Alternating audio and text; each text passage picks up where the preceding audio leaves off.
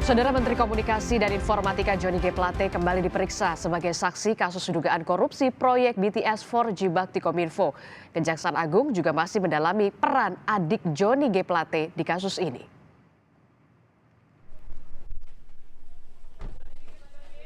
Menteri Komunikasi dan Informatika Johnny G. Plate kembali memenuhi panggilan Kejaksaan Agung.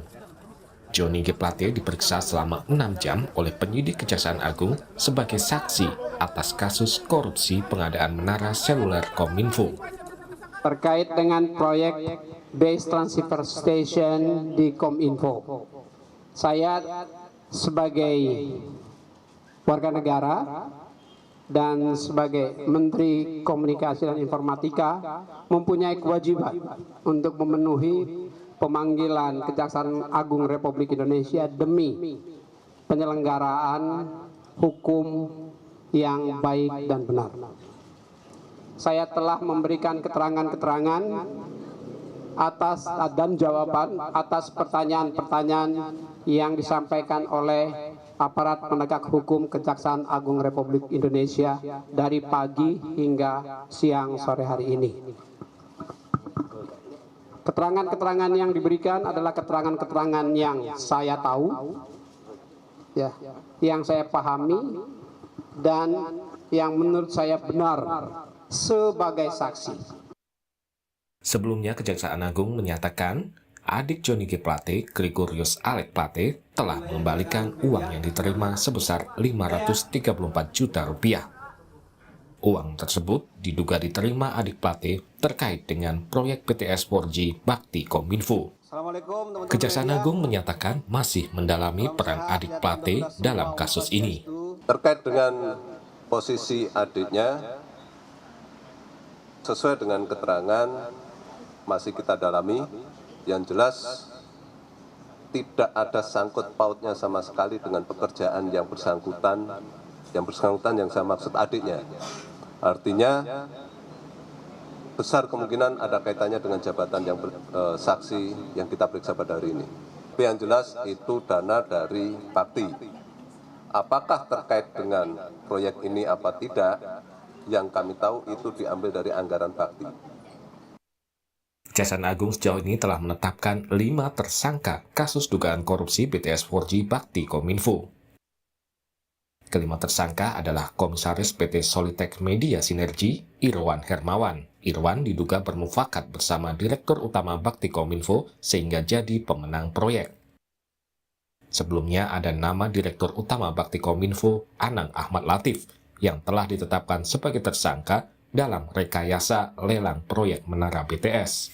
3 tersangka lainnya adalah Galumbang Menak, Direktur Utama PT Mora Telematika Indonesia, Mukti Ali, Akun Direktur PT Huawei Tech Investment, dan terakhir Yohan Suryanto, Tenaga Ahli Utama Human Development Campus UI tahun 2020, yang diduga membuat riset fiktif terkait proyek BTS 4G. Proyek pembangunan BTS 4G Bakti Kominfo ditargetkan untuk mempercepat koneksi internet di daerah terdepan, terluar, dan tertinggal atau 3T. Rencananya Kominfo akan membangun 4.200 menara BTS. Total nilai proyek ini sekitar 10 triliun rupiah. Penyidik Kejaksaan Agung memperkirakan kerugian negara dalam kasus korupsi ini mencapai 1 triliun rupiah.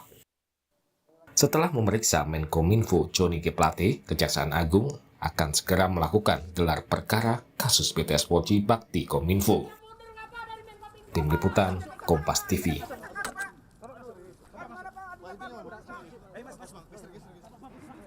Saudara, Kejagung telah 2 kali memeriksa Menkominfo Johnny G. Plate sebagai saksi kasus dugaan korupsi BTS 4G Bakti Kominfo. Lalu bagaimana sebenarnya posisi Johnny G. Plate dalam kasus ini? Kita bahas bersama dengan anggota Komisi 1 DPR Muhammad Farhan. Selamat malam Kang Farhan. Kang Farhan, selamat malam. Assalamualaikum warahmatullahi wabarakatuh. Waalaikumsalam warahmatullahi wabarakatuh. Kang Farhan, tentu kita dan juga masyarakat awam lainnya masih belum paham kemudian kenapa proyek Bakti Kominfo yang memang seharusnya proyek ini untuk memperluas jaringan internet di beberapa wilayah terluar, terdepan wilayah Indonesia kemudian berkasus, Kang Farhan. Ya, saya kira memang banyak sekali di antara kita yang mempertanyakan hal ini, mengapa ini bisa menjadi sebuah kasus gitu. Bahkan beberapa kemudian membuka prasangka juga bahwa jangan-jangan ini dihubungkan dengan sikap dari Partai Nasdem, di mana Pak Joni Plate sebagai sekjen memiliki sikap yang berbeda atau mendahului dalam pemilihan atau pencalonan bakal calon presiden. Tetapi sekarang ini, malam ini saya ingin mengesampingkan itu dulu karena saya tidak mau kemudian kita menjadi orang-orang yang terdistorsi dengan bias tersebut ya. Kita anggap saja urusan politik ini terpisah dari urusan hukum. Betul. Baik. Secara teknis apa yang terjadi dengan BTS ini memang teknisnya luar biasa sulit. Saya termasuk mengawasi dan mengikuti perkembangan sejak awal. Anggarannya diketok pada anggaran tahun 2020-2021. Nah, waktu itu memang terjadi kesulitan yang luar biasa untuk mencari konsorsium perusahaan yang mampu secara teknis membuat dan memenuhi kebutuhan tersebut. Nah, dari berbagai macam konsorsium yang ada, yang memiliki teknologi device, interkonektisitas antara satelit, jaringan internet di wilayah terluar, terpencil di Indonesia ini adalah perusahaan-perusahaan internasional yang memang memiliki reputasi yang sangat baik. Betul.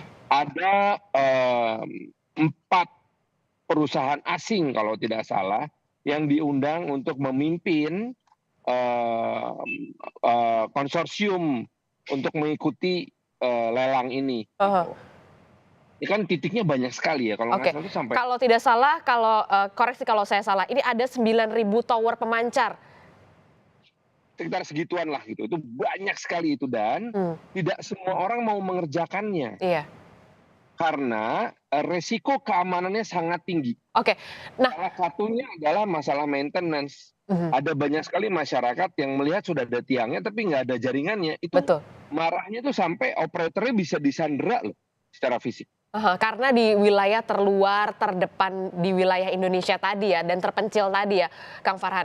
Kang Farhan, kalau koreksi juga kalau saya salah, ini kan proyeknya ini anggarannya luar biasa ya, sampai 11 triliun karena harus membangun 9.000 tower pemancar. Nah, dari pengawasan Kang Farhan dan juga teman-teman di DPR, apakah kemudian ini ada mengendus markup atau dugaan markup di anggaran ini atau seperti apa? Kalau markup itu bahasanya kayaknya kesannya konspiratif banget gitu ya. Manipulasi, cari uang, mau mengeruk uang rakyat gitu ya.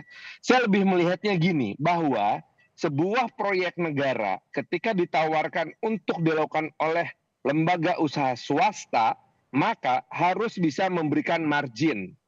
Rata-rata itu marginnya itu harus 30%. Margin kurang dari 30% nggak ada satupun pihak swasta yang mau ikut dalam lelang ini. Sehingga sering sekali lelang sebuah program pemerintah yang sudah sangat bagus itu kemudian nggak laku karena pelakunya nggak ada yang mau. Contohnya dari 4 konsorsium yang ditawarkan dan punya kemampuan teknologi itu, ada 1 konsorsium Eropa yang menolak untuk ikut.